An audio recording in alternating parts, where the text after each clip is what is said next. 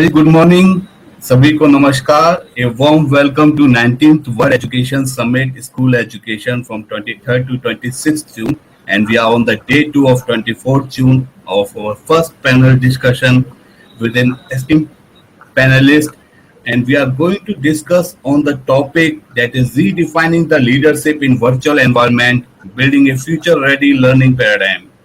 To discuss and deliberate on this particular topic, I would like to invite our esteemed speaker of this session. So, I would like to welcome Professor Manisha Kawakar, Group Director, IAS Public School, Bhopal. Welcome, Professor Manisha. Welcome to the 19th World Education Summit. Thank you for giving your precious time to us. I would like to welcome Mr. Sanjay Datta, Principal, Maharana Mewar Public School, Udaipur. Welcome, Sanjay sir. Welcome to the 19th World Education Summit. Thank you for giving your precious time. I would like to welcome Dr. Sujash Bhattacharya, Principal, ITM Global School from Gwalior. Welcome, Dr. Hello, good Sujash. morning. Well, I would like to welcome Ms. Kavita Hegde, Principal, Seven Square Academy, Thane, Mumbai. Welcome, Kavita ma'am. Welcome to the 19th World Education Summit. Thank you for giving your precious time to us. And I would like to welcome our speaker and moderator of this session, Dr. Seema Negi, Principal, Sanjeevani World School from Mumbai. Welcome, Dr. Seema. Welcome to the 19th World Education Summit. I would like to request all my audience to put all their questions in the Q&A section. If you have any questions, please put in the Q&A section and we will take it live. So by this, I would like to hand over the session to Dr. Negi for this wonderful derivation. Over to you, ma'am. Good morning, everyone, and thank you, Abhishek, for such lovely introduction of all the panelists. And heartiest congratulations to ELETS for 19th World Education Summit.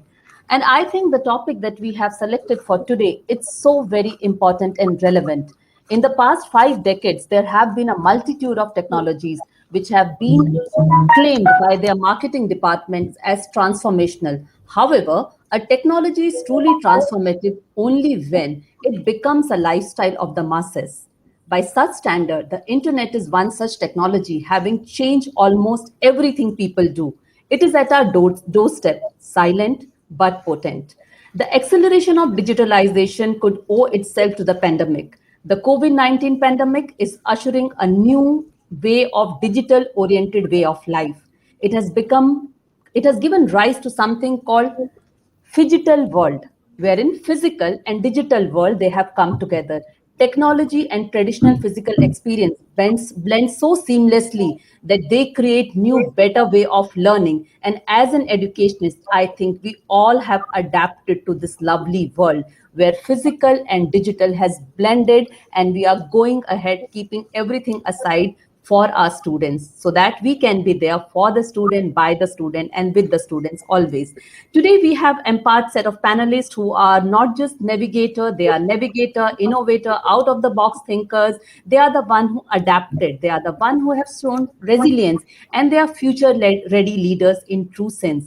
And when I talk about future ready leader, I think they are the one whom we can call phygital leadership, that is physical and digital world. They have adapted to both, and they are here with us today to share their view, their perspective about this wonderful topic, redefining the leadership in virtual environment, building a future ready leadership paradigm. So we start with you, Professor Manisha. What is your viewpoint about this particular topic? Your opening note, please. Thank you, Dr. Seema, and the entire panel and Media for invitation to speak on the panel. Yes, I do agree that change has set in due to this pandemic, maybe accelerated. So I would like to quote His Holiness Dalai Lama, who said that all change comes from within. So the first thing I think is the acceptance of that change. That has set in thanks to the pandemic. So a few things which I felt are necessary for a future learning paradigm. That is, of course, the first is the adaptability to change. Like just said, that those who are adapted are the ones who are on top. And we in the education sector have realized how much we have done, how many mindsets we have changed in order to achieve this adaptability. Convincing the parents, training the teachers, deciding optimal time of usage of the students. So all this is part of the adaptive process. The next thing I think is the technological skills. That is what has made this possible. Like we are sitting right here in different cities, in different regions, and yet we are connected. So technological skills have become almost skills for any profession, any course, any career. The next thing is emotional resilience needed because life has so many challenges. There has been so much of negativity in the news, seeing loved ones, friends suffering through the pandemic. So those who have emerged on top, the ones who had this emotional resilience have developed. And then, of course, the last and most important is the stakeholder support. So we have had a lot of support from various technological services. We have needed support from teachers who have undergone long hours of training, who have changed everything from physical to digital. Then we have had to change the seniors of our students. And I also feel now that we have to change the mindset of the parents. Because for young students, especially when we talk of school children, then it is the parents who are the main influencers in their life, apart from their peers. So if we their mindset, if we impress them that the only way forward is by adapting, then of course it's a win. So Professor Manisha rightly said, I think this world has now taught us that collaboration is the way ahead. And when we talk about parents, I think all the schools, all the school leaders will believe in us what you said, that it is the time to collaborate with parents, and collaboration is a beautiful journey. There is no destination for it, but it's a lifelong journey. We have to stand behind the child and collaborate for the holistic development of the child. This brings me to our second panelist, Mr. Sanjay. I would like to know from you. Dr. Negi, am I audible? Can somebody just give me a hands up so that I know, because I lost you. Can any other panelists please give a, yeah, wonderful. Yep, excellent. We lost Ma'am Negi, so I'll continue in her absence. I think disruptions are something that are cyclical. Every few decades, we see that there is a disruption in the way of life, the way we live it, the kind of values we have, the kind of work culture we have. And we had been talking for a very, very long time that the classroom is outdated. The way classrooms were organized in benches, There is something wrong. sitting in rows and learning. And we always found some fault with the way education was being carried out, because we said probably it was the English system of education where they wanted to replicate the system of working across the world, where communication will take months to happen. And it was, primarily teaching people to do math and maybe making them anglicized. So that had been something that was being hotly debated in education. And I think the pandemic caused that disruption.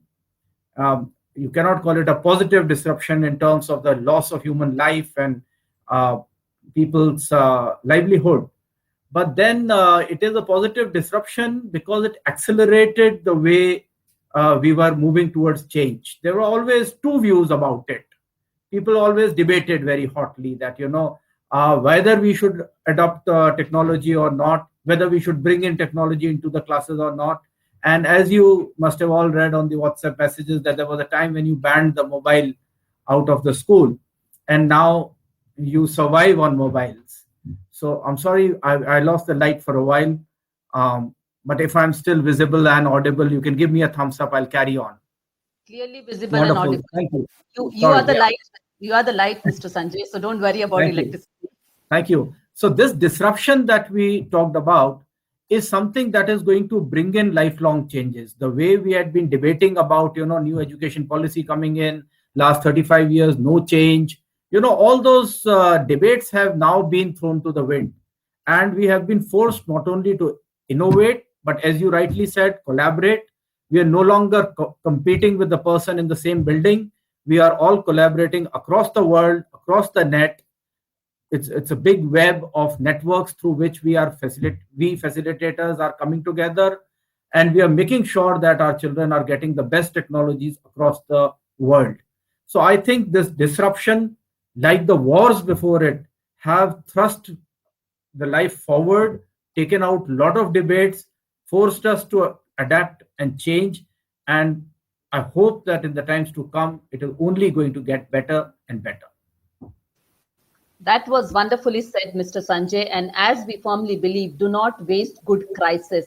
So consider this disruption as crisis, which has opened the way for many things, and collaboration is one such way. I think today, all of us sitting together on this room, it is only because of the collaboration. The entire world is collaborating. We used to say the entire world has become a flat surface, but now we have seen entire world has become your laptop screen. We have come so closer. And the best part is learning is still not stopping. We are learning every day, every minute, and each and every place can be a learning landscape. This brings me to Dr. Sujas. Dr. Sujas, I would like to know from you your opening remarks, your notes on this particular topic. A very good morning to all, um, esteemed panelists and dear viewers. When we are sitting in the 21st century and we are discussing about a 21st century landscape about education, as educators, we were feeling that that a blended approach uh, is either imminent or it was visible to most of us, and we were using it.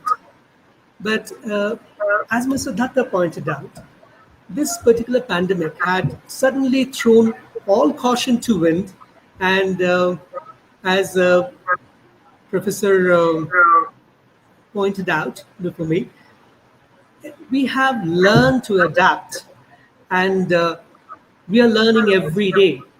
Every day is bringing us closer to newer understanding, new perspectives, and we are moving forward with that. Now, the paradigm shift that really took place from the 20th century learning to 21st century learning was that people realized that students needed to develop critical thinking abilities. They needed to be risk takers. They needed to learn how to collaborate. And these particular skills were becoming as important as content and skills and the knowledge gained. So, you know, we were moving away from just the intelligence quotient that we have always honed upon for the past century to what is the emotional aspect of living together, the emotional quotient. So we were moving slowly towards it.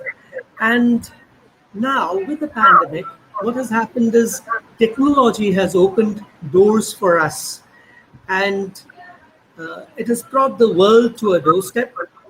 And we find that every day we are able to communicate with new people, with new ideas, and these ideas are becoming more and more accessible to us.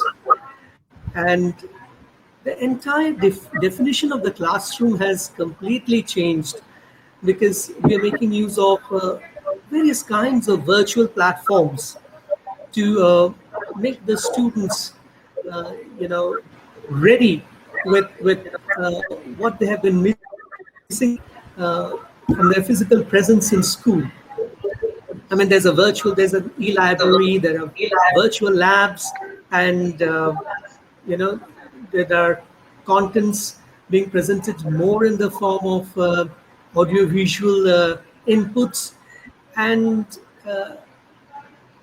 yes, I mean, the pandemic had thrown us, had quarantined us definitely in a way, but it has also opened up so many other vistas for us. So that I think is what has really changed and definitely changed for the better.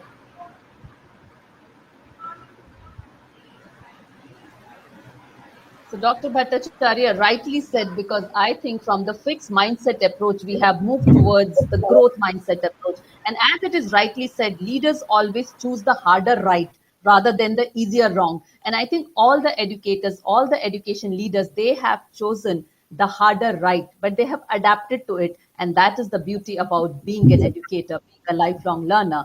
This brings me to my last panelist, Dr. Kavita, Mrs. Kavita, for her opening remarks. So, Mrs. Kavita, are you there with us?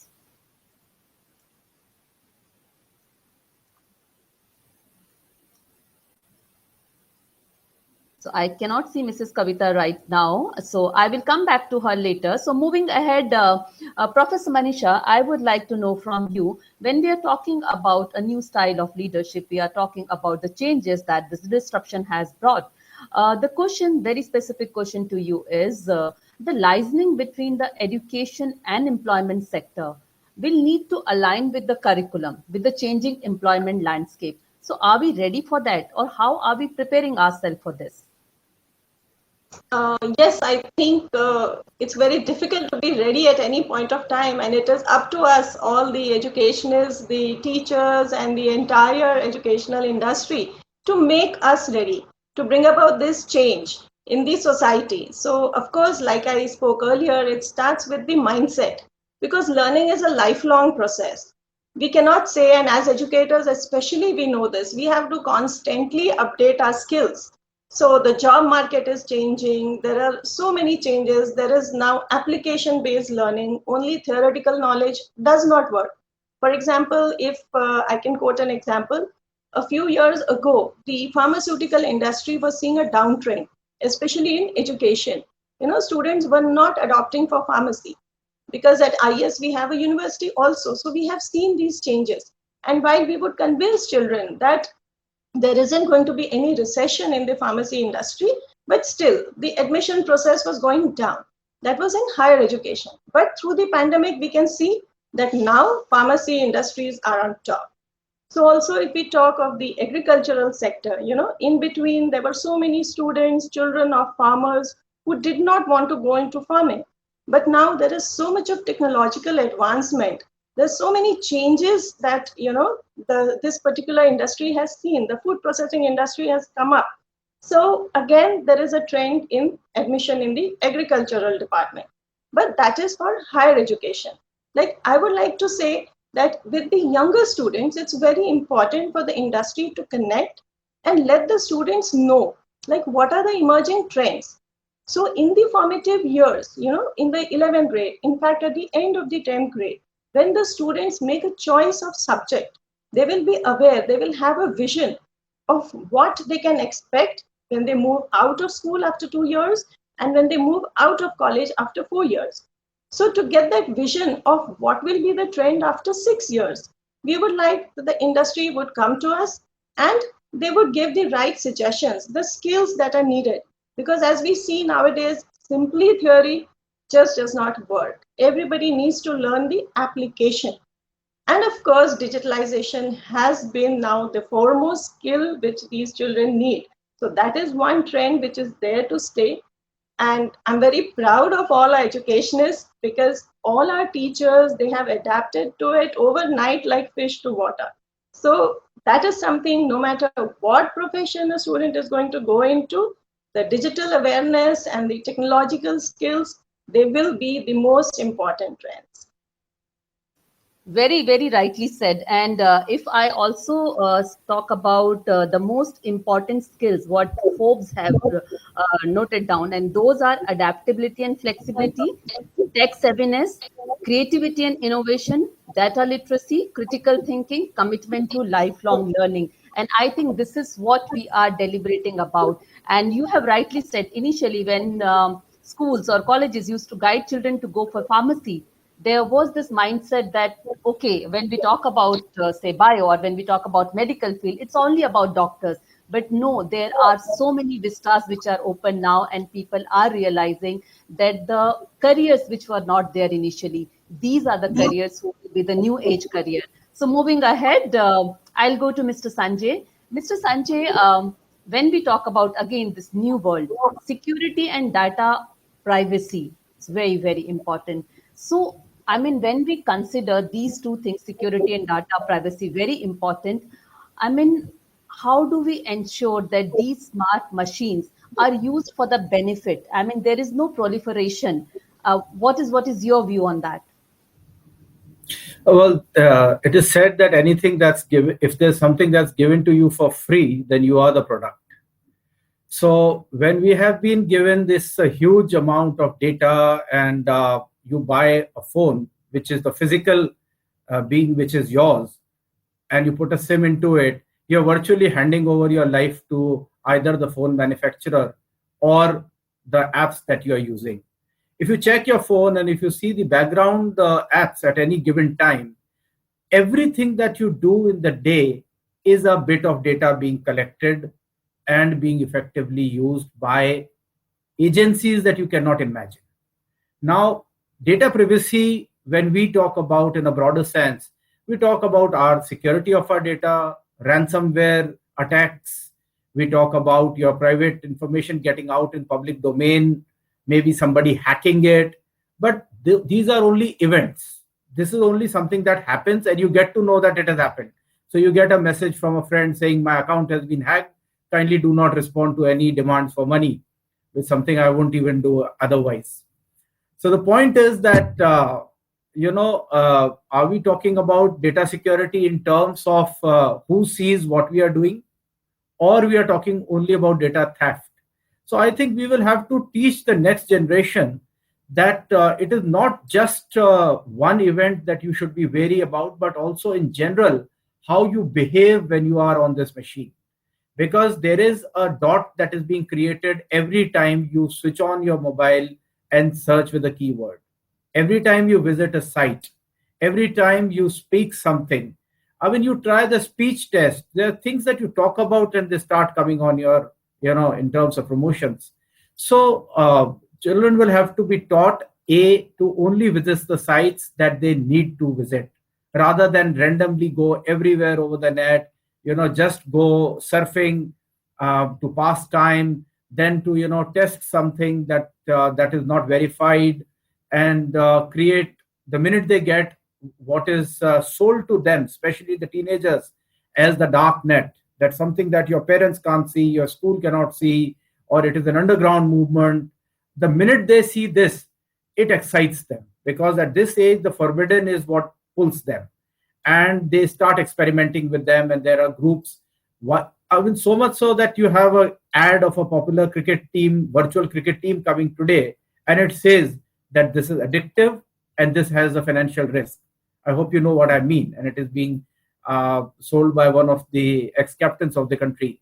So please understand that when we talk about data security, we are not just talking about the physical safety of where your servers are, whether somebody would hack into your accounts, whether your information would be made public. You don't need a Julius Assange to do that. You have everyday information being picked up by hundreds by the interested parties, and we are only lucky that it does not fall into wrong hands. But the children will have to be taught that if it is for education, it is for a purpose. This is what is trusted and listed. Kindly stick to it and be safe. So data security, data privacy, something that I think there should be a big charter that should go with every sale of a mobile phone, that please understand that this phone is not your property, and this data is not yours. The minute you go out, everything is out there for whoever may wish to see it.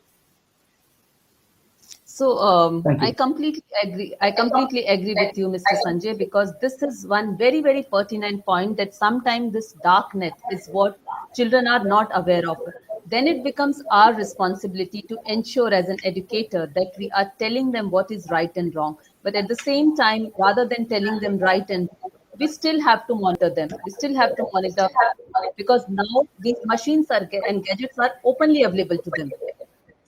So the responsibility, I think, has become a lot. Also, parents have to partner with us. Like rightly Professor Manisha said, collaboration now is not just the buzzword, but it is something that is the need of the hour. And I can see Mrs. Savita has joined us.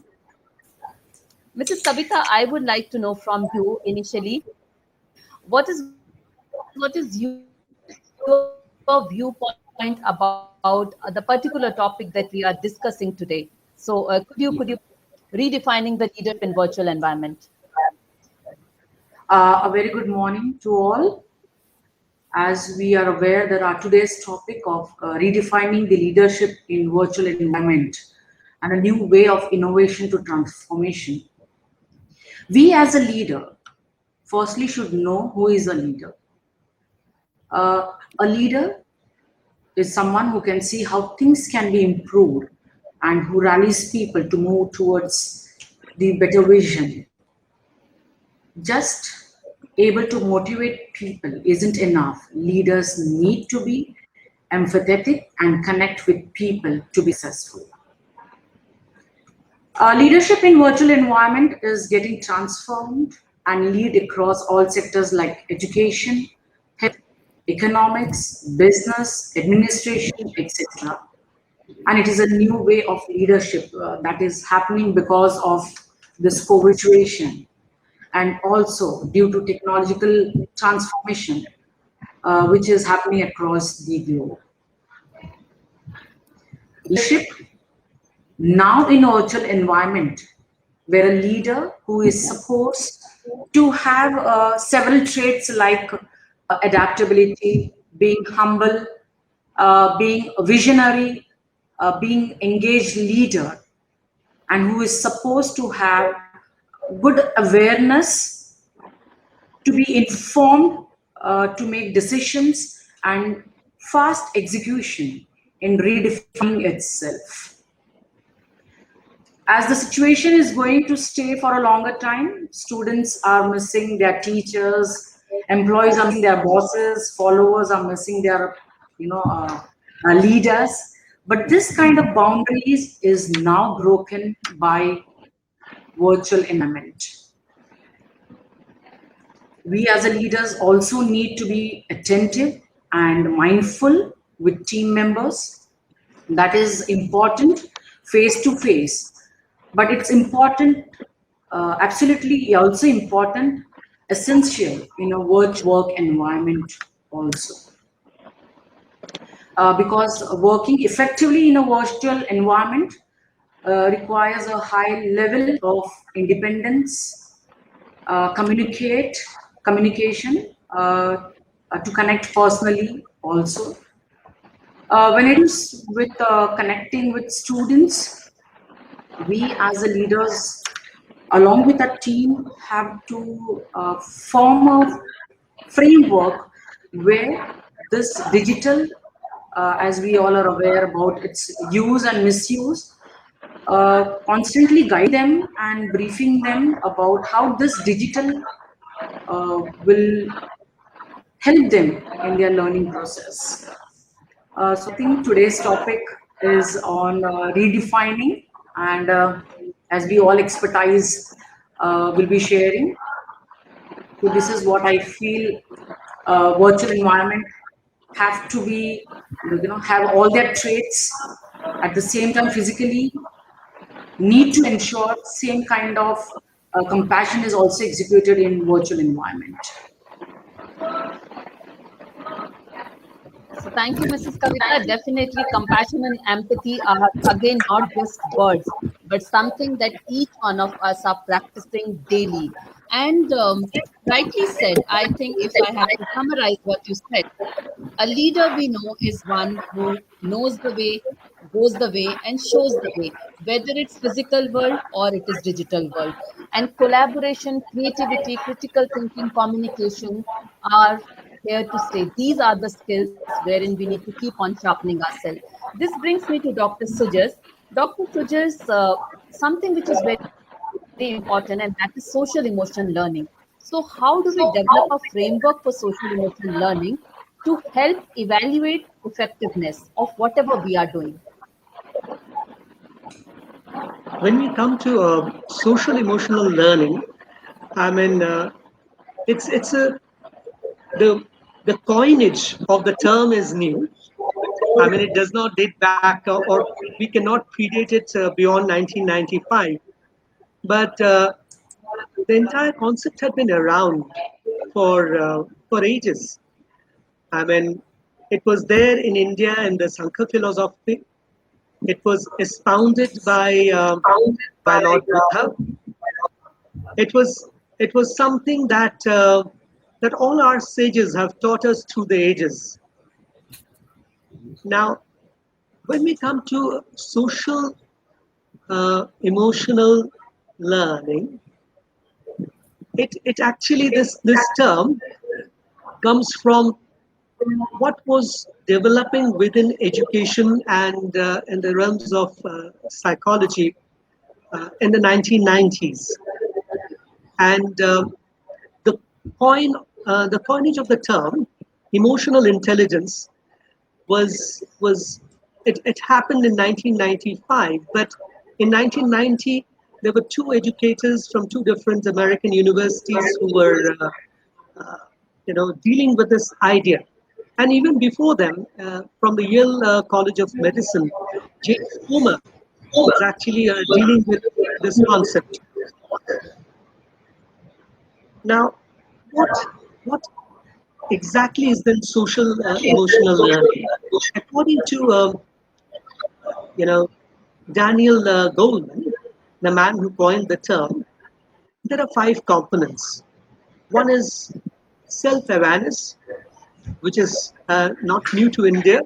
We have always tried to, understand ourselves. It was there in in our culture to understand ourselves. Social awareness, understanding the environment around us, and it's from that understanding that we can fit in. Um, Motivation, empathy, and social skills. So all these 5 components, when they gel together, we get social emotional learning becoming effective. And all of them have the emotional quotient at their core. For centuries, and especially for the last 1 century, uh, much effort was given to intelligence aspect, the cognitive aspect alone, and there was a coinage of the term intelligence quotient, IQ, and the Germans were at the helm of it. But slowly, people realized that as social beings, we needed to understand how we feel, how we interact, how we collaborate, how we learn from each other, how we um, get to know about about the feelings of others and react on the basis of that. Empathy is basically that. It's sensing the emotion of the other and responding on the basis of that. Motivation is also channelizing or focusing our emotions in such a way that we can achieve a goal uh, with a lot of so we can gain the energy to attain those goals. So that's what motivation is all about. And of course, social awareness and self-awareness go hand in hand, because one can understand the self by understanding what is without, and one can understand what is without by understanding what is within. So, you know, these concepts have been there for ages, and we are just putting them together to uh, to make them, more functional in the 21st century perspective. And uh, leadership is now also defined on the basis of empathy. If we understand the strengths and whatever little weaknesses a team has, then the strengths can be brought together, and those strengths can you know can give tangible results. And that does not just go for adults; it also goes for young people. They need to understand how they can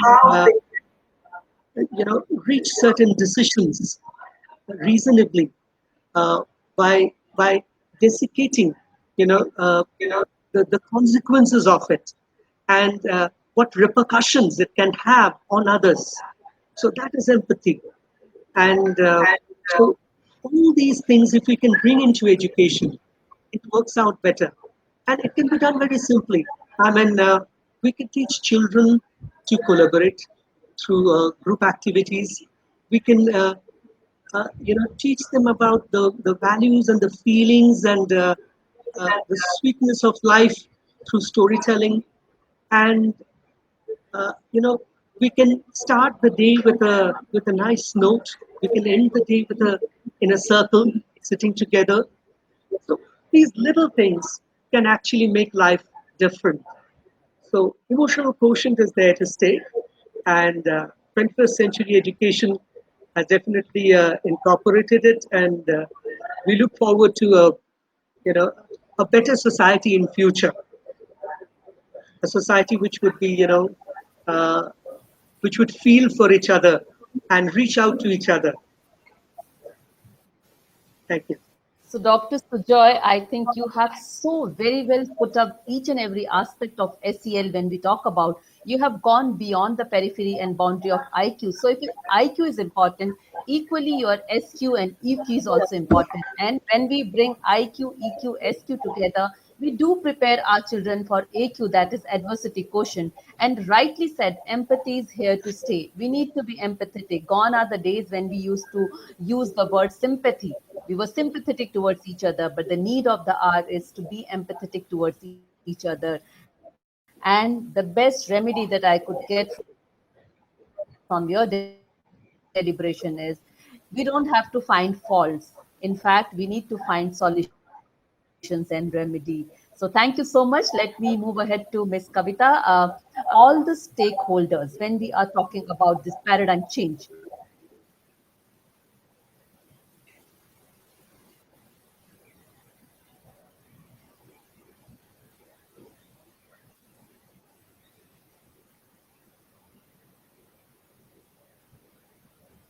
Kavita ma'am, if we can have your views on this particular question. Yes, a very good morning once again. Stakeholders and paradigm change is very important. Exponential change and educational equity is the main frame for designing the future of learning.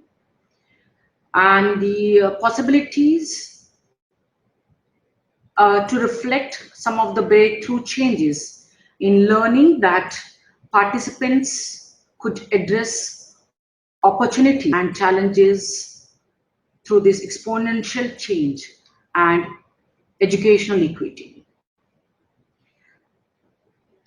When we look across the breakthrough changes, we learn that the possibilities for the future that they identify is organizing learning in much more fluid ways that we typically do today.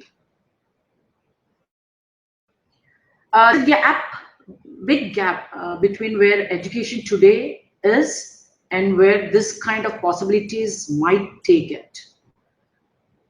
As we all consider how to close that gap, participants need to consider number one, that is explicitly address equity, develop a framework for social emotional learning to help evaluate effectiveness, help students develop integrity and grit, involve all stakeholders in the paradigmatic change, and manage the reality that technology is moving faster than policy.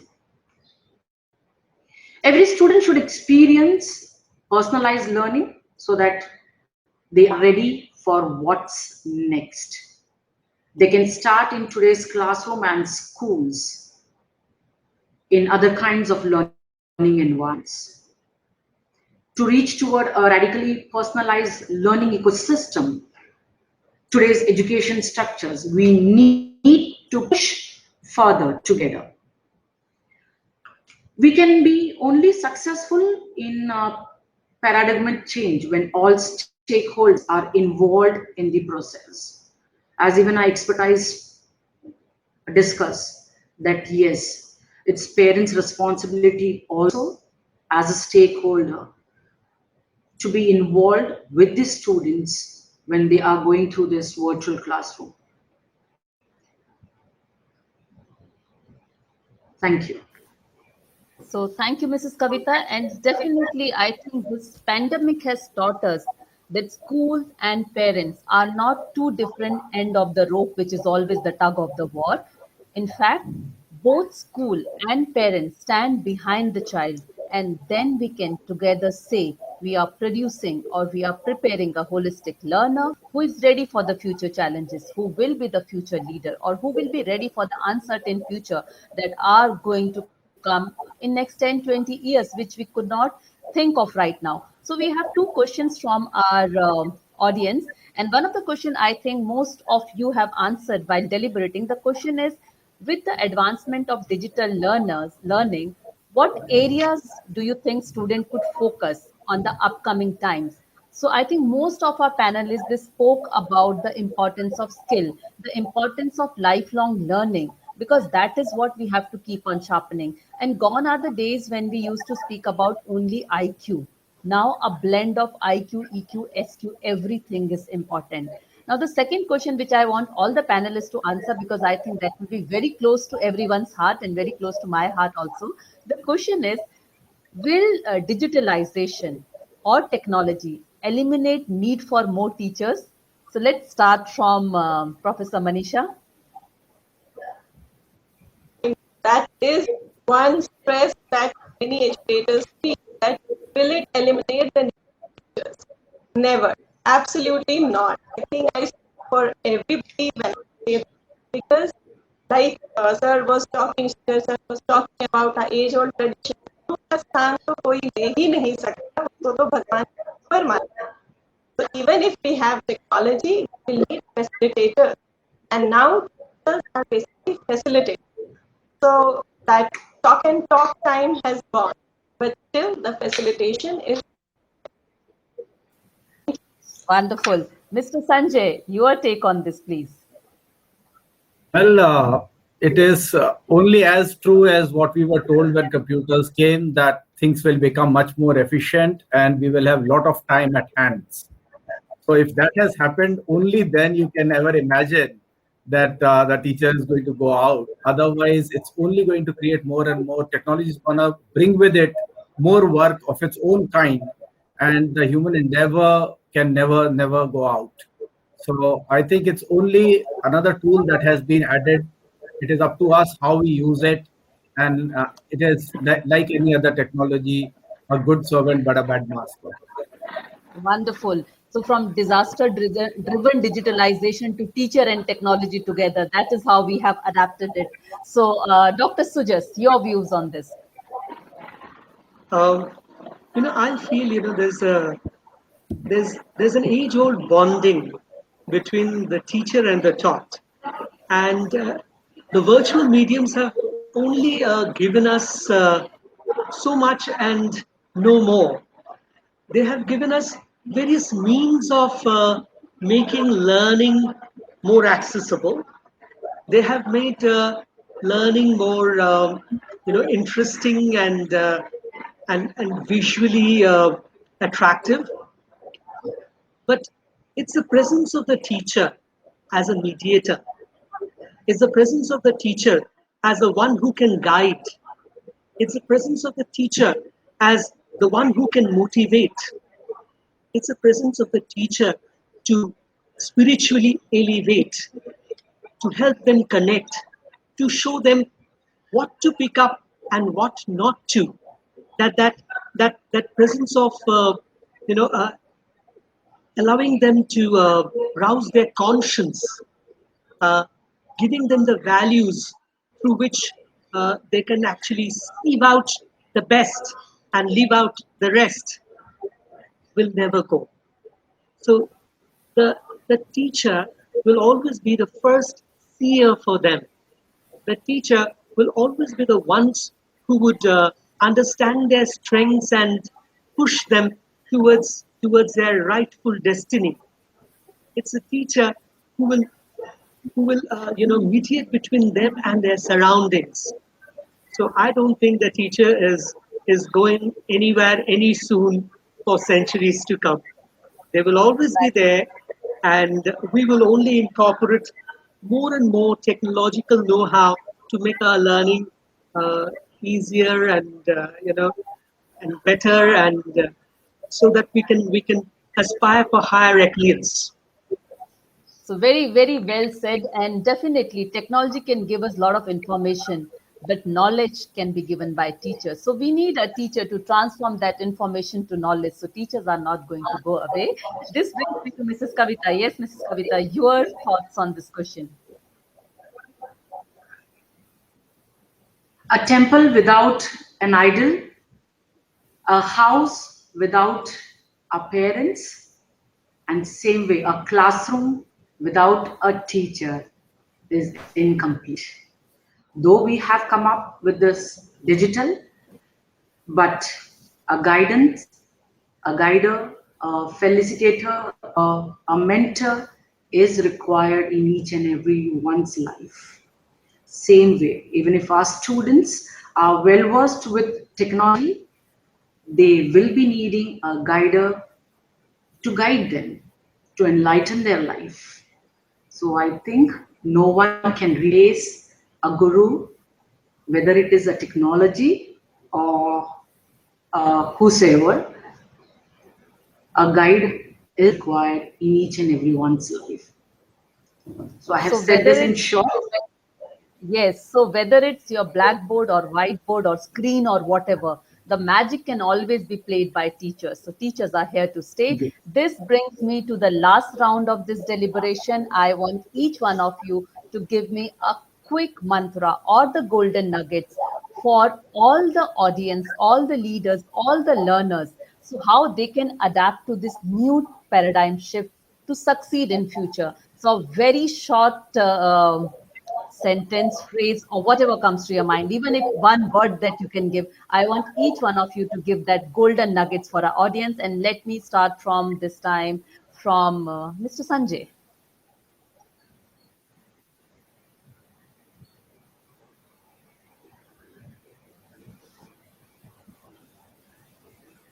Sorry. So I think preparedness is the word that I would say, because I wasn't prepared for this right now. But all I would say is that you have to scan the environment and be responsive to change, because you cannot predict what's going to happen next month, next week. So I think life has to be now taken from moment to moment, blow by blow. And what we need to be is be ever ready for change, adapt, and implement. Perfectly said. I think these are really the golden nuggets. And this brings me to Professor Manisha. Well, I would say refer to Albert Einstein's quote that life is change and growth is optional, so choose wisely. So that would be my mantra for all the students and their parents and stakeholders. You always make a choice, so go with the best possible choice that fits your wish, your passion, so that there can be sustainability in your. Sustainability is the key word here. I completely agree with you. And this brings me to Dr. Sujas. I personally feel that we should lead the way forward uh, through our feelings. I mean, we have given a lot of importance to our mind for a long period of time. It's now uh, very important to balance our logical self with our emotional self, and the way forward is to bring in that kind of convergence of the logic and the soul together. So mind, body, soul, man, vachan, karm, everything we have to balance out everything. Very well said. And this brings me to our last panelist for today, Mrs. Kavita. As we rightly said, with whatever disaster we come up with, but we should never forget to give quality and effective teaching to our students, which is the most important factor in a student life to be a successful citizen.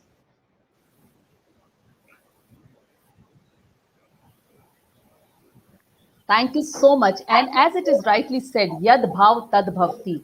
The way we think, so shall be. So if educational leaders from various domains, from different parts of the country, their thought process is aligned and everybody ensure that no students is left behind, children.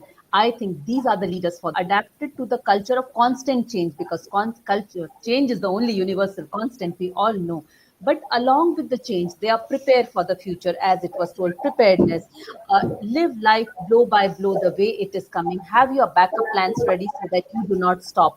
Adaptability, resilience, making choices is so very important. Balance between your passion and profession will definitely lead you forward.